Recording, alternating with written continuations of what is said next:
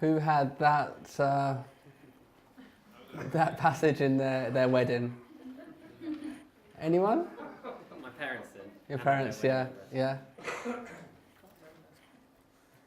It's like strong Christians don't want it in there, don't want it read out. Yeah. Did we have that at our wedding? Yeah, I think so. Yeah. It's Yeah. so long ago. Make sure you listen to this. Yeah. Find out the real meaning right here. But it's a great one to be read out in a marriage anyway, in a marriage ceremony. It's wow, if we can love like that, love each other as Christ loved the church. Wow, that's a good relationship. So in the last few weeks, we've been listening to Alex talk about the letter from Paul to the church in Corinth, and we've been discussing how the church looks like a body, and there's knock-on effects if the church looks like a body. Paul says that means that we are a interdependent body. That if we're all members of this body, we have responsibility to serve the other parts of the body, and other parts of the body has responsibility to serve you. We're not of ourselves. And then last week we learned about that we are a spirit-empowered independent body. Alex really likes that phrase. What's going to happen next week? Something around that, I think. And we learned that this church in Corinth had been enriched with spiritual gifts in all ways, of different kinds of speech and knowledge. And at the end of chapter 12, Paul just lists out these different types of gifts. Gifts of prophecy, teaching, miracles, healing, helping, of guidance and speaking in tongues, which all sound great, and they're told to eagerly desire these greater gifts. And that's a big challenge for us, because I don't really eager that on a Monday morning. But we're told to eagerly desire these greater gifts. And he ends chapter 12, what we call chapter 12, by saying, and yet I will show you the most excellent way. Even these gifts are incredible, and they're good for building up the church, pointing to Jesus, encouraging people in their faith. But there's a better way. There's something greater than this. And Paul's not belittling spiritual gifts. He is putting spiritual gifts in perspective. They're never to be practiced with the expense of love. And when we understand the type of love in this passage, I'm sure other people have heard, lots of people know what type of love is in this passage, but let me remind you that the Greeks had different words for love. We have one word that encompasses all types of love. Like I love my wife, I love my dog, I love Nando's. Do I love them all the same way?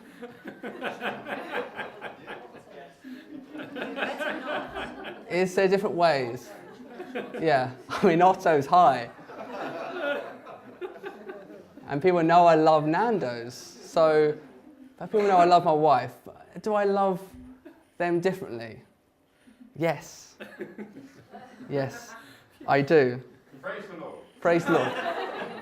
I really do.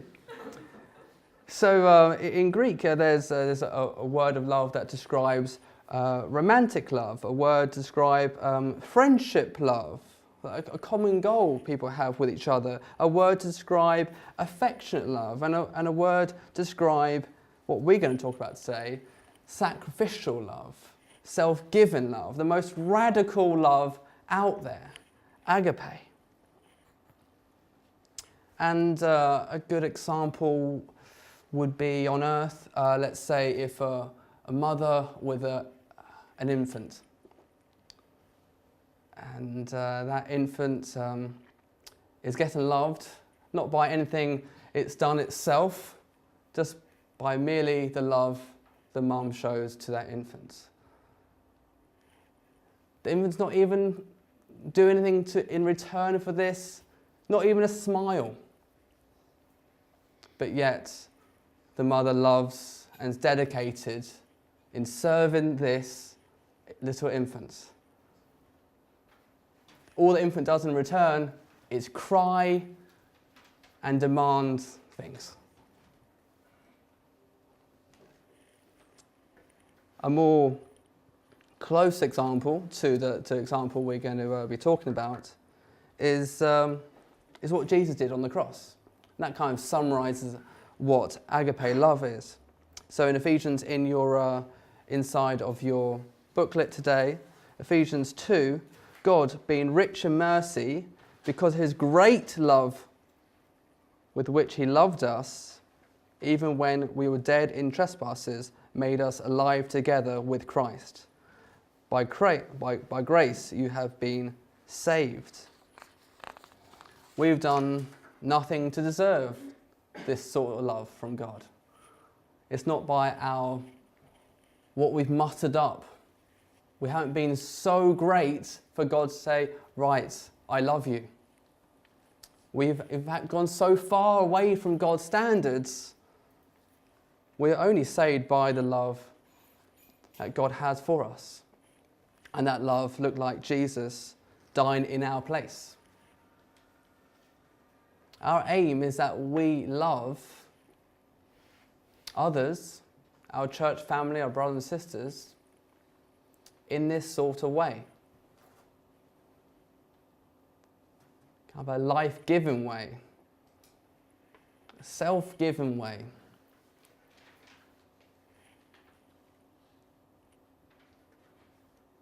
It's very easy to love someone like I love Nando's. It's just, I kind of like you, I can see you from time to time, I don't really have to do anything for you.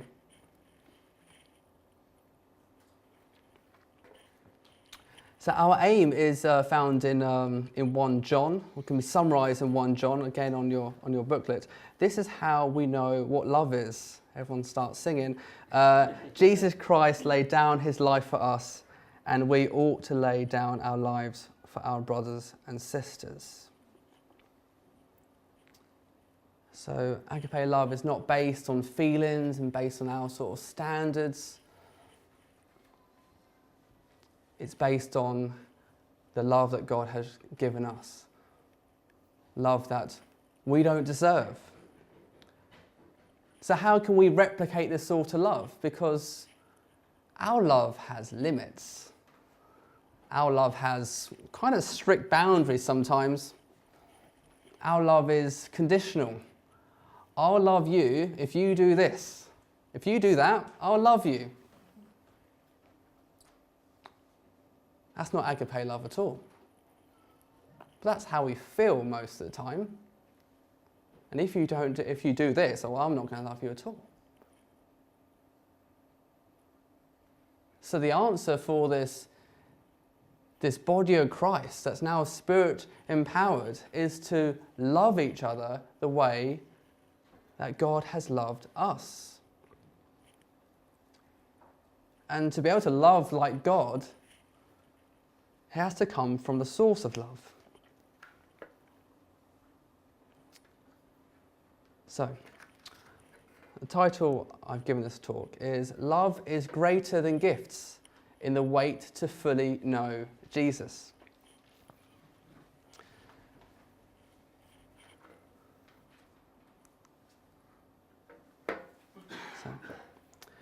So the first point on your page, without love, gifts are nothing. So we go to verse 1 to 3 to see this.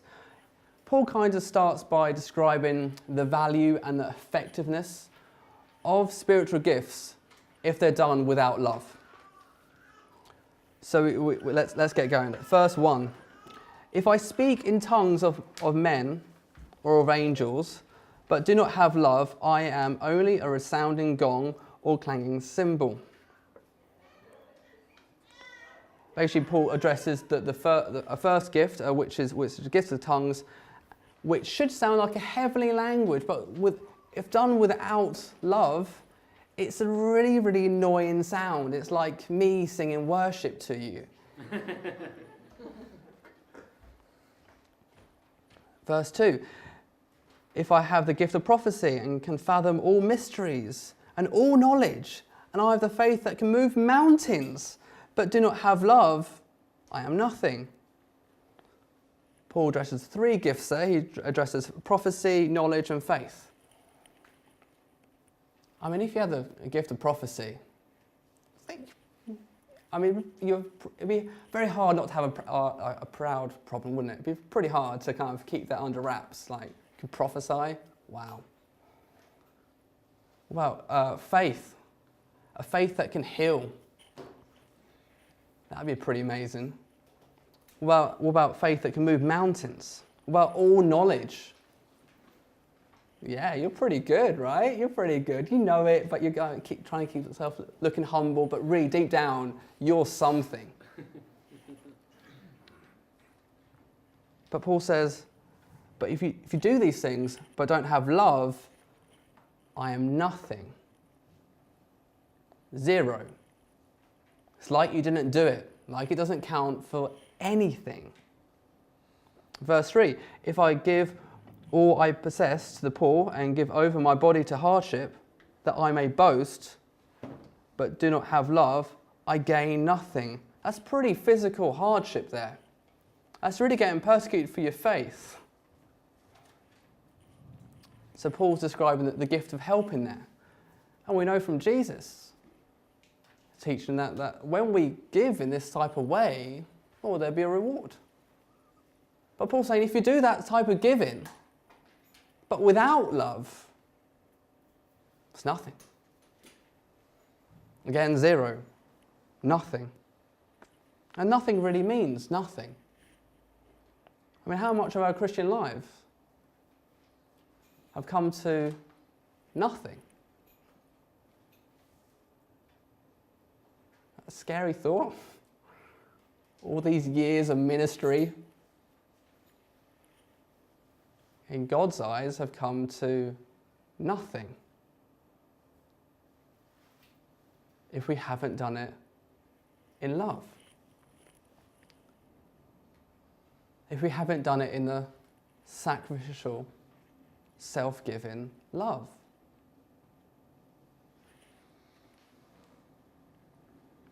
And you think, well, hang on a second. God, I'm pretty sure I can think of things in my life that I've done.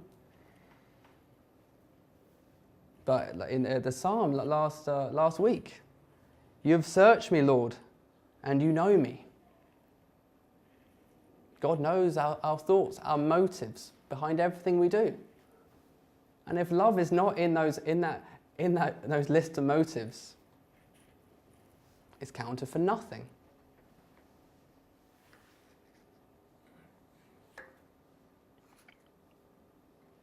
I don't really have to preach very well today because this kind of passage just cuts pretty deeply. So thirdly, so gifts are from God, right? We know gifts are from God. They've been enriched with gifts. And this love is from God. This sacrificial love is from God. Paul's saying, marry them. Marry them. Marry these gifts that I've given you and marry the love that I've given you. Marry them. And that's how the church works. That's how this body will work at its best.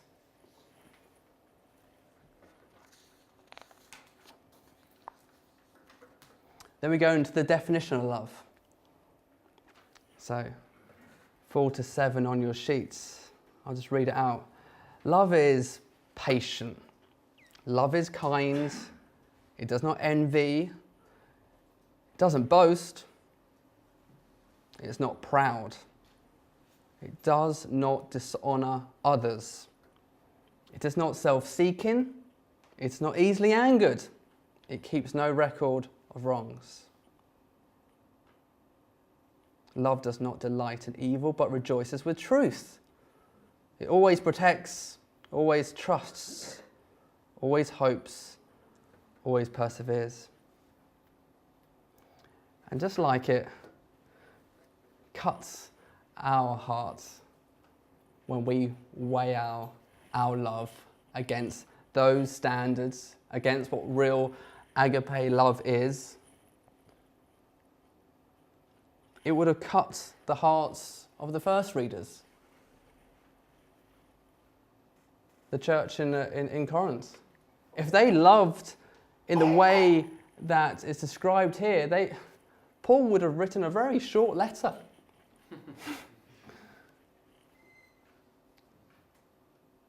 But Paul didn't write a short letter because they weren't practicing this.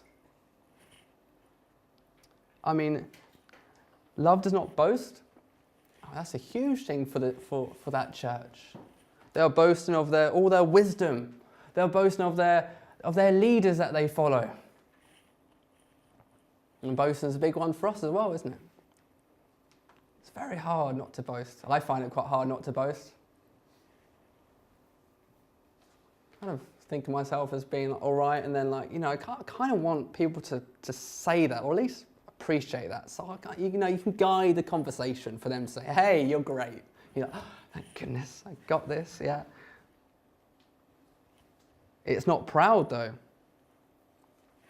Another big one for the Corinthian church. They were proud of the wisdom. They were proud of what they knew, what to eat, what not to eat. They knew everything. That's not what the point is, though, guys. Paul's saying the point is that love is the main thing. Again, being proud is a huge one. That's why we get so upset. Because life's about us. It shouldn't be. It does not dishonour others. I mean, they were dishonouring Paul. They didn't think that he was a real apostle. What we say when someone leaves the room says a lot about us.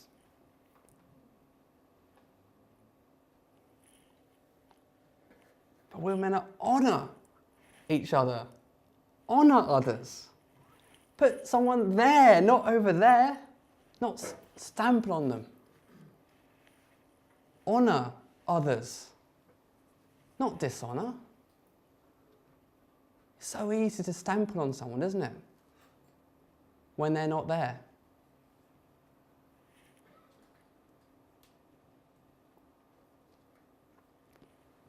Sometimes we can be so cruel to dishonour them when they're even there. It is not self-seeking.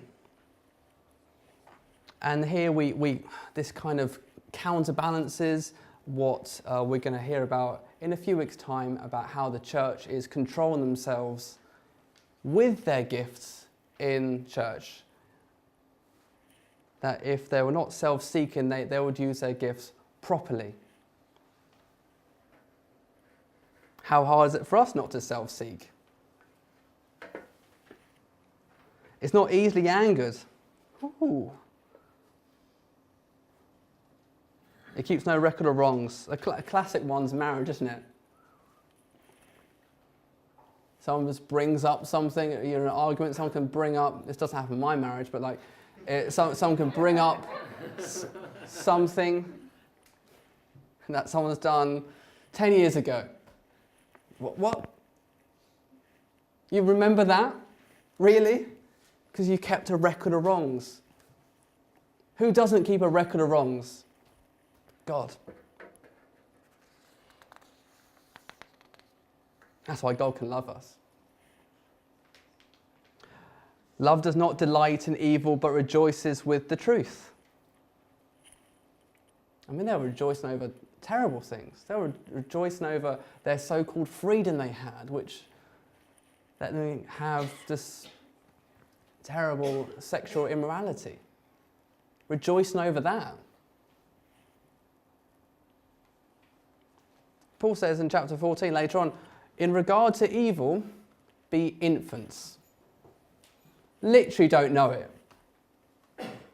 Got no idea of the thing. Just be so cute and lovable. Just be infants, not know it. And that's kind of a mark I found when I became a Christian, that I didn't delight in evil things anymore. Things that I now think are just terrible sin. I don't rejoice in it anymore. I think it's evil. We should rejoice in the truth.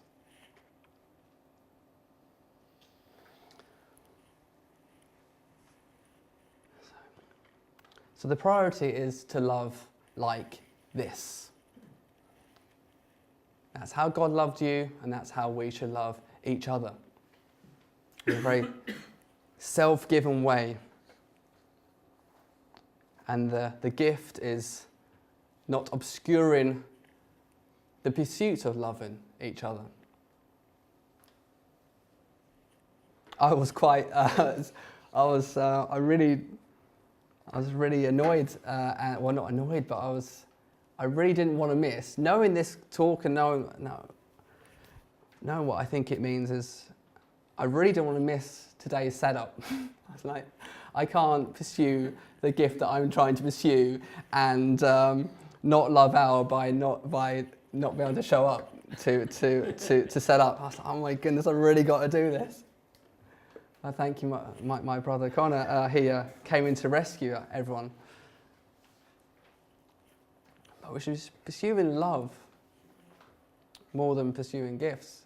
In fact, rather do your gifting pretty badly and love people more.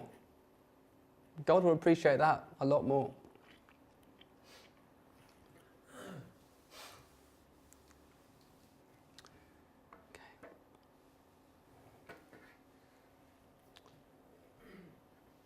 So, going into verse 8 now, read it with me. Love never fails, but where there are prophecies, they will cease. Where there are tongues, they will be stilled. Where there is knowledge, it will pass away. For we know in part, and we prophesy in part. But when completeness comes, what is in part disappears. When I was a child, I talked like a child. I thought like a child. I reasoned like a child. When I became a man, I put the ways of childhood behind me. So here, Paul's describing gifts that God has given us as part, not the whole, just part. He describes Jesus as completeness. And it seems that our giftings that God has given us will cease. The spiritual gifts that Paul lists out, they will cease. They're temporary containers for God's work, if you like. They're temporary. They're appropriate for this present time. They're very appropriate for this present time to strengthen, to point to Jesus. No need to have something to point to Jesus when Jesus is right there. In other words, let's just say Alex is going to have to get a new job.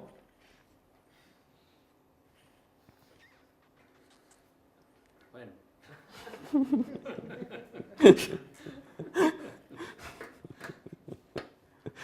We'll see.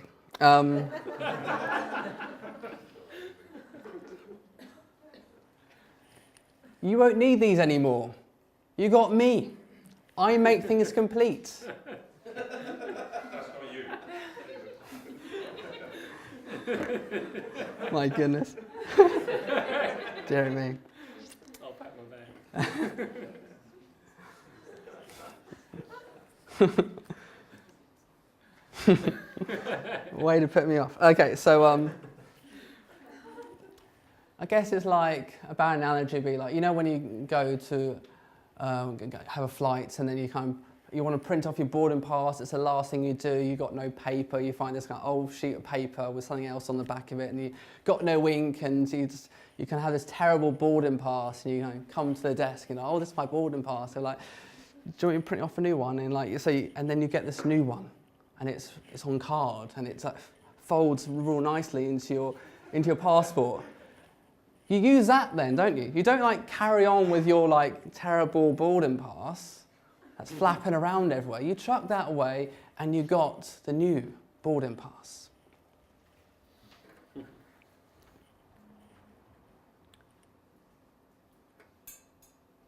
I love the word in here where he's describing that spiritual gifts will pass away. And when I think of passing away, I think of when your loved ones pass away. And you might know that they're going to pass away soon.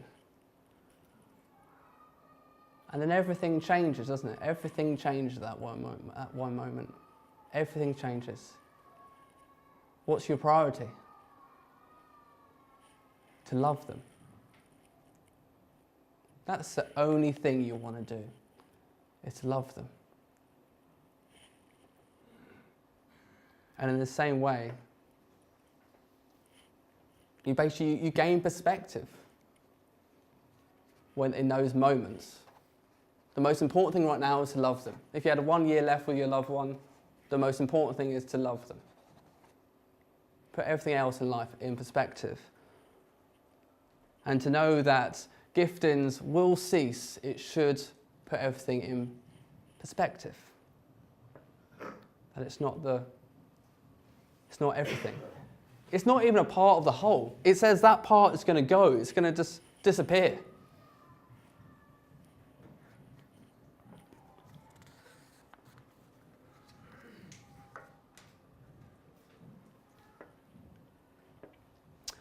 So, come to the end. Verse 12, if you read it with me. For now we see only a reflection as in a mirror, then we shall see face to face. Now I know in part, then I shall know fully, even as I'm fully known. So God's given us, the spiritual gifts, we know him in part, and then we meet him face to face, we will know him more. We will know him like he knows us. Going back to Psalm 139. You search me, Lord, and you know me. We're going to know God one day. We're going to know everything. We're going to know really what this predestination thing is about. We're going to understand it. And what's amazing is that God knows us. He knows our thoughts. He knows how we fall short of this self-given love, yet he still loved us enough to self-give of himself. That's incredible. This kind of, verse 12 is kind of lost on us because we have great mirrors, right? We have mirrors that work. In those days, mirrors weren't that great. They were basically polished bronze, I believe. Very, just a blur, basically. Girls, it'd be very hard to do your makeup.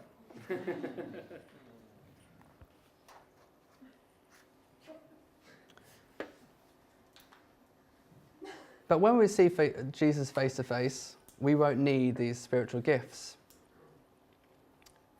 It's kind of like, say that you left the lounge light on, and then you woke up and you went to the lounge and the sun's coming through. You left the blinds open as well. The sun's just shining through. Do you keep that little lounge light on? Do you keep that on? No. We turn off the letter lights when the real light comes. There'll be no need for spiritual gifts anymore. Completeness has come. And so, lastly, verse 13. And now these three remain: faith, hope, and love. But the greatest of these is love. When we're in heaven, we won't really need faith anymore, will we? We won't need faith to see Jesus face to face. We won't really need that. We won't need hope. Or the coming of Jesus. It's already come. Don't need hope anymore. What have we got left? Love. That's the one thing that's going to remain. And that's the one thing that we should practice. That's the one thing that should drive every thought, action and deed in church. It's love. The type of love that God has loved us.